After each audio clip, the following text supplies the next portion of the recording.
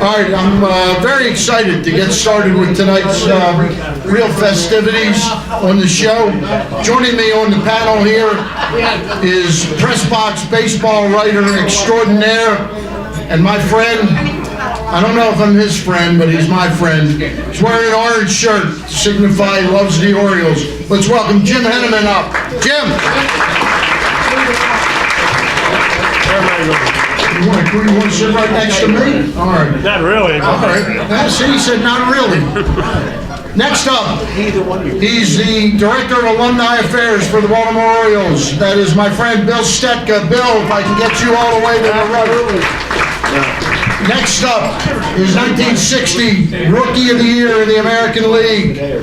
He bills himself as Brooks Robinson's best friend in baseball. I think Boot Powell's got something to say about that. But let's have Ronnie Hansen come on up. Ronnie!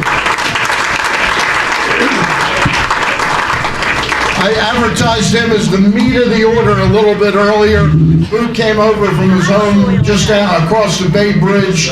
I'm always thankful for when Boot Powell does something for me. We've been good friends since Camden Yards opened. I love this guy.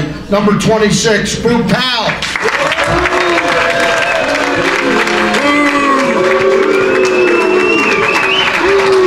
We're not saying boo, we're saying thank you very much. You're welcome. You sit right over there. And then in between Boot Powell and Ron Hansen is, let's be honest, he's Mr. Oriole, even though he said somebody else was back in 1995. Let's hear it for number 5, Brooks Robinson.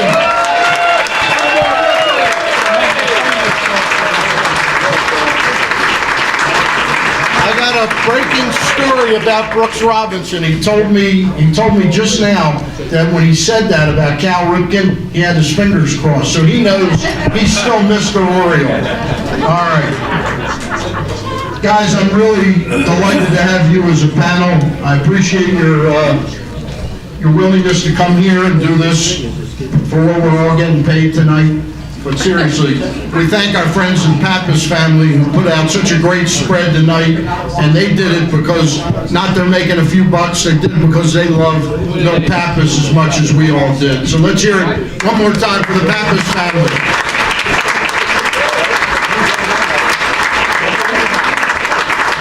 Jimmy, you and I have to share a microphone, and when we came out last December with the cover story in Press Box, reanalyzing that trade between the Orioles and the Cincinnati Reds, we didn't know that some 6 months later we'd be talking about Milt Pappas in the past tense. That aspect of his being traded, how much he loved Baltimore, how much Baltimore loved him, but the fact that the team became great without him and because of what he brought back, that did put him in a different situation, didn't it? I definitely think it did. Excuse me.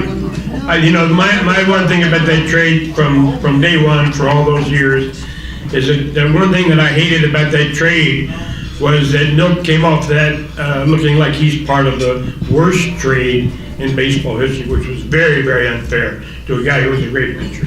So, from that standpoint, yeah, I always felt that he got the short end of the stick of that trade. The Orioles got a great trade, there's no question about that. But I thought that not the Cincinnati Reds, not the Baltimore Orioles, not anybody else, I thought Milt Pappas was the loser in that trade. And I always felt pretty bad about that. Brooks Robinson, Ron Hansen, Boot Powell. Well, let me start with Brooksy and Ronnie first, because you came along a pinch later, right, Boot? You came along a pinch later. But Brooksy, you were with him from the start. Once he made the team, you were already just getting established at the big league level. I know you started with the Orioles in '55, but you had a couple trips, York, Pennsylvania, San Antonio, and Vancouver, Canada. Your first time you ever remember seeing Milt Pappas pitch? 57 when he came up. He'd only spent 2 weeks in the minor leagues, which is unbelievable. But when he came up, he was ready to be a big league pitcher. And he just really had 2 pitches, fastball, little slider, broke about that far, about 6 or 8 inches. But he could just overpower you, really. And Milt he likes his automobiles. He knew every automobile. He came from Detroit, but he knew every automobile that's been made going back to 1900, I think. But we had a lot of laughs and spent a lot of time together. And of course, he was in '64. That was really the first time we had a chance to win. And we had the Baby Birds with Chuck Estrada, Jack Fisher, Steve Barber, and Pappas. And those four guys, they could knock the bat right out of your hands. They threw that hard. What was he like, Ronnie, as far as you remember, Milt Pappas, when you saw him pitch? Well, he was just an exceptional pitcher. I just remember playing behind him that he had great control. He, like Brooks said, he had a little slider that he didn't miss with it very much. He could just about put it or pitch in at spots and throw where he wanted to throw it. And he was a little bit overpowering, probably not in the mid-90s or anything, but he was real sneaky. And he knew how to pitch. For a really young guy, he really knew how to pitch. So that's one of the things I remember about Milt. And the other thing I remember is when I first came to the club, I asked somebody, of course Milt was the youngest guy in the club, and I asked somebody about where I could get a refrigerator or appliance or something, and somebody said, well, go see Milt. He knows everybody in town.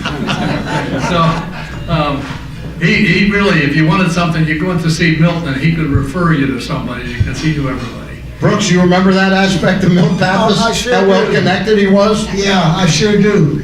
You know, the other thing that Milt, how many games he won in the American League, you know? He won 109 in the American League, or 110 in the AL, 99 in the National League. And there's very few guys that have won 100 games in both leagues, and I was disappointed that when the Cubs released him, he had a chance to go to San Diego and pitch and win 100 games. Now, Jim Bunning's the only guy I know that's won over 100 games in both leagues, but that's a great accomplishment as far as I'm concerned. Brooks, you and I are getting old, because I always remembered that Jim Bunning was the only guy.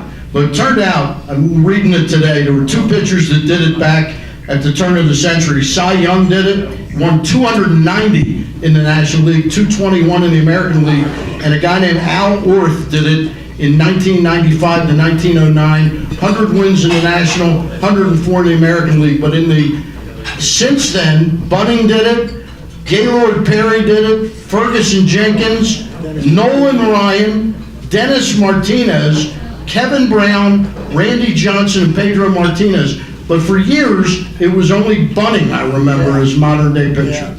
But you can see I don't pay much attention to baseball. But I know Milt was disappointed, but we didn't really have a choice back then. You know, they had the reserve clause, and they could trade you, and they could say, we don't want you anymore, anything you can do. So you were really at the whim of the team at that particular time, and free agency came about in the mid-'70s.